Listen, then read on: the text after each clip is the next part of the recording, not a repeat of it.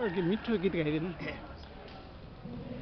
सुनको बाला लाउने धोको फुकाउनु छ दिनको पोको जाउँ साइला धन कमाउन कति बाँच्नु गरिबीमा धन कमाउने मिठो आसमा परदेशको बिरानो ठाउँमा तातो रगत बगाएर सुन्दर संसार बसाउने आसमा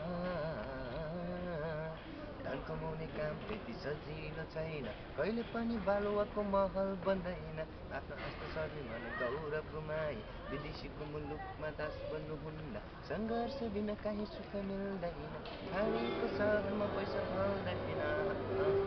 नमस्कार, धन्यवाद। यहाँको परिचय दिनुहोस्। म परिचय दिइरहेको छु।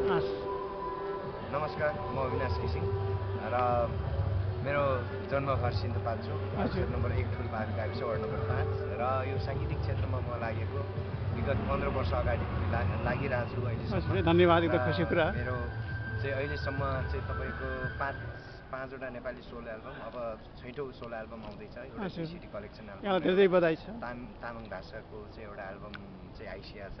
यसै क्रममा म अहिले चाहिँ युरोप टुरको क्रममा अहिले यो 14 जुन आज 15मा चाहिँ म आज पोर्चुगलको लिस्बन जनजाति महासङ्घले आयोजना गरेको कार्यक्रममा छु म। र मेरो बारे भन्नुपर्दाखेरि म बाल्यकालमा थाङकाटहरू गरिन्थेँ, त्यसपछि अनि आएर अहिले चाहिँ गीत सङ्गीतमै निर्भर भएको चाहिँ 10 वर्ष भयो। र मेरो व्यक्तिगत कुरो गर्ने भने म अहिलेसम्म अविवाहित छु, सिङ्गल छु। घरको म जेठो छोरा, भाइ बहिनीहरू छ। आमा बुवा कहाँ हुनुहुन्छ? आमा बुवा सिन्धुपाल्चोकमै हुनुहुन्छ। प्लस हाम्रो भाइ बहिनी म काठमाडौँ बस्छु, नयाँ बान्छुरी स्थित बसिरहेको छु 15-16 वर्ष अगाडिदेखि। अनि अब मेरो 6औँ एल्बम आउँदैछ, गाउँछेउ कन्ट्री साइड आउँदैछ। यसको लगभग अग्रिम बधाई यहाँलाई। धन्यवाद। यसको लगभग सबै गीतहरू रेकर्डिङ भइसकेको छ।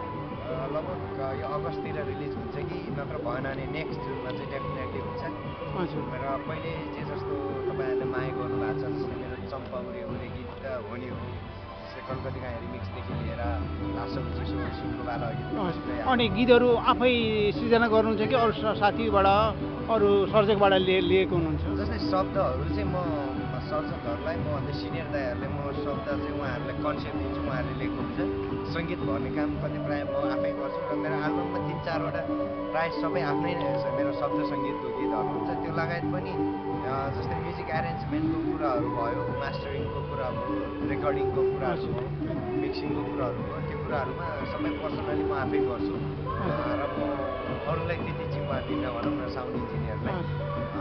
त्यो लगायत अब पर्फर्मेन्सहरू गर्छु म। गाइने यो विधाको गायक भन्दा पनि म एउटा एज अ पर्फर्मर हो, एउटा चाहिँ प्रस्तुतलाई एउटा कलाकार हो। म पहिले R&B हिपहप ऱ्यापहरू गाउँदै भने अहिले आएर लोकपप गीतहरू गाउँछु, टेक्नो गीतहरू गाउँछु, जस्तै R&B गीतहरू पनि गाउँछु, तर नेपाली लोक भाकामा चाहिँ आधारित गीतहरू गाउँछु। त्यही हो। अब जसरी तपाईँहरूले मलाई माया गरिरहनु भएको छ, एकदम यहाँलाई स्वागत छ पोर्तुगलमा, लिस्बनमा। अनि यहाँको मान सम्मानहरू के कति पाउनु, खुसीहरू के कति पाउनु भएको छ आफ्नो सृजनाहरूमा? पाइरहेको छु, जति भइरहेको छु एकदमै रमाइलो र खुसी भइरहेछ, लागिरहेछ। साथीभाइ धेरै वर्ष अगाडि साथीभाइ पनि भेटिरहेछ, आफन्तहरू पनि भेट भइरहेछ, जस्तै रमाइलो पनि भइरहेछ। त्यस्तै हो। यहाँलाई धेरै धन्यवाद। होइन, अनि अर्कोचोटि आउनुहोस्, यहाँलाई स्वागत हुनुहुन्छ। हजुर, धन्यवाद। छिटोभन्दा छिटो अरू धेरै सृजनाहरू सङ्गीतहरू हामीले सुन्न पाऊँ, तपाईँको आज सुन्न पाएँ। मैले रेकर्ड पनि गरिसकेको छु, तपाईँको मिठो गीत सङ्गीतहरू म यहाँ राखिरहेको छु। हजुर, धन्यवाद। अर्कोचोटि तपाईँहरूको साथ माया र सल्लाह सुझावहरू पक्कै पनि आउँछु म पछि। धन्यवाद। यहाँलाई